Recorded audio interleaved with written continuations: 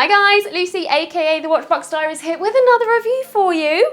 Now, I've managed to get my hands on something that's maybe a little bit controversial in the watch world, and that is a bronze watch. Now, it's a little bit of a Marmite thing. You either love it or you really hate it. And I am firmly in the love it category. I have a bronze Zelos on a lovely tropic strap. And I love it. I love the patinaing of it. I'm a vintage girl, so you know, the aging thing just speaks to me. They did bring out an all bronze bracelet to go with their bronze watches, but I didn't pull the trigger because I wasn't sure. The intrigue was still there for me, and I am so excited that I managed to get my hands on the new Christopher Ward C65 Dune, all bronze with the green dial. And, well, let's see what I think about it then, shall we? Come on. So a quick roundup of the specs. It comes in at 38mm with a lug-to-lug of just under 44mm.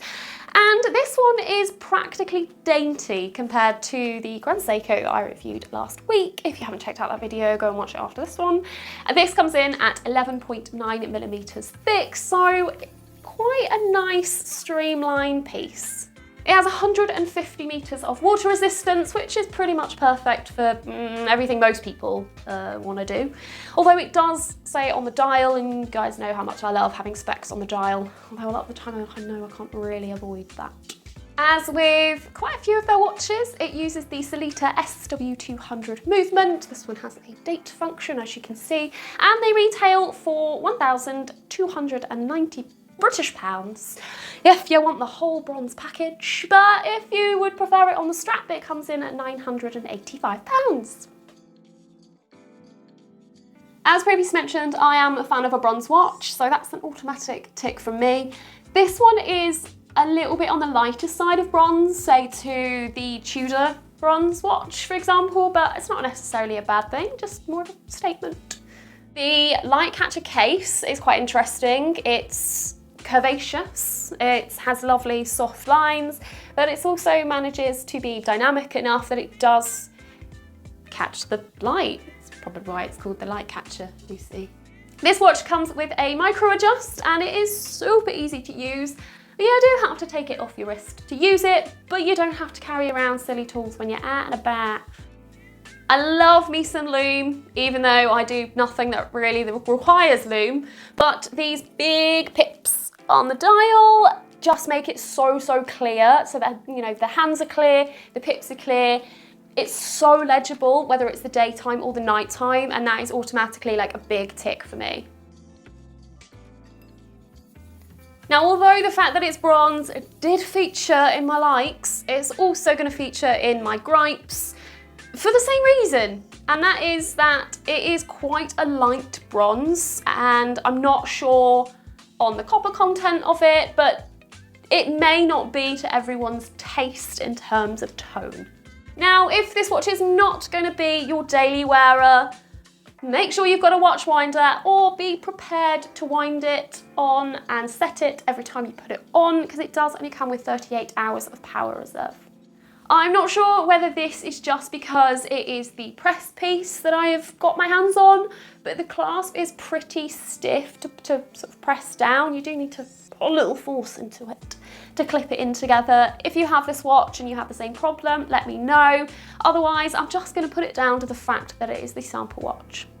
This is the biggest gripe for me, and it is to do with the fact that it is an all bronze watch, including the bracelet.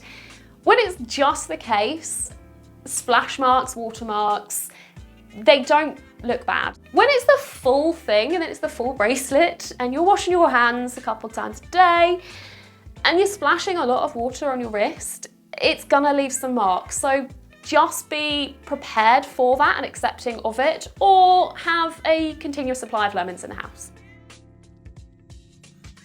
The more that Christopher Ward release, the more impressed that I become with them. I've managed to get my hands on a couple of their pieces for review previously, and I can see improvements and creativity and innovation along each of those. And yeah, the fact that I'm excited about their next release, I think is a really good place for them to be. With this piece in particular, I love it. The case shape is great, the sizing is great, the dial variations that they give are beautiful, it's comfortable, it has the micro adjust. The only thing I'm not convinced with is whether all bronze everything is for me, just because I would like an even patina if I was going to go for it. Otherwise, I'm going to be obsessed with lemon cleaning it, and that's just a lot of maintenance for me. I'm a very low maintenance kind of gal.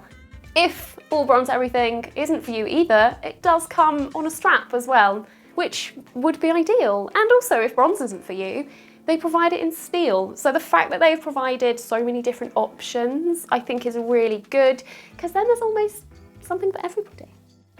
And that is it from me, people. Thank you very much for tuning in, as always.